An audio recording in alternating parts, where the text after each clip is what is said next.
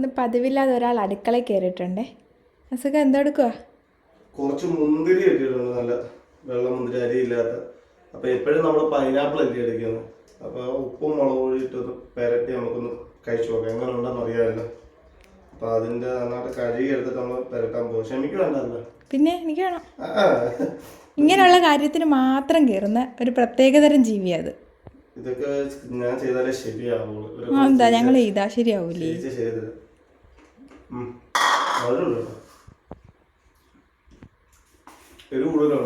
വേണ്ട, കുറച്ച് മതി. കുറച്ച് മുളക് പൊടി ഇടാം ആദ്യം കേട്ടോ. കുറച്ച് മതി.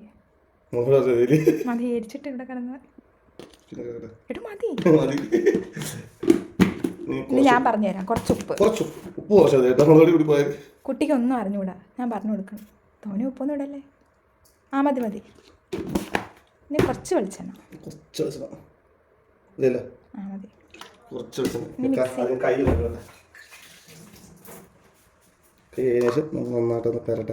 അല്ല, മുളക് പൊടി കൂടിപ്പോയി. കൂടിപ്പോയില്ലടി, പാത്രം ഇച്ചിരി ചെറുതായിപ്പോയി എടുത്ത്.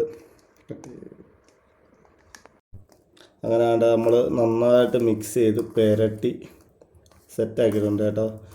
ഇതിനി ഒരു 10 മിനിറ്റ് വരെ നമുക്ക് ഫ്രിഡ്ജ് വെക്കണം. ഫ്രിഡ്ജ് വെച്ചിട്ട് കഴിക്കാൻ എടുക്കുന്നുള്ളൂ കേട്ടോ. വായ വെള്ളം വരുന്നു. ഇച്ചിരി വെള്ളം തോ അവിടെ ക്ലാസ് ഇരിപ്പുണ്ട് എടുത്തു കൂടി. അപ്പോൾ അങ്ങനെ നമ്മളെ മുന്തിരി മുളകും ഉപ്പിട്ട് സെറ്റായിട്ടുണ്ട്. കുറച്ച് നേരം വെച്ച്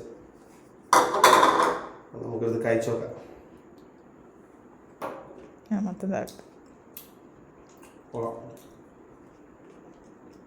മുന്തിരി ഫസ്റ്റ് ടൈമാണ്.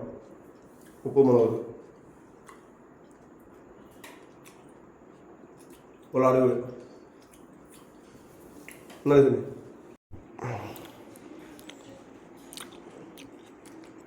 അങ്ങനുണ്ട്. അവള് ജാടയൊന്നും കാണിക്കണ്ട, വായ വെച്ച് ഇന്നതെന്നൊക്കെ എല്ലാവർക്കും അറിയാം. നീ ഉമ്മാക്ക് കൊടുക്കുക.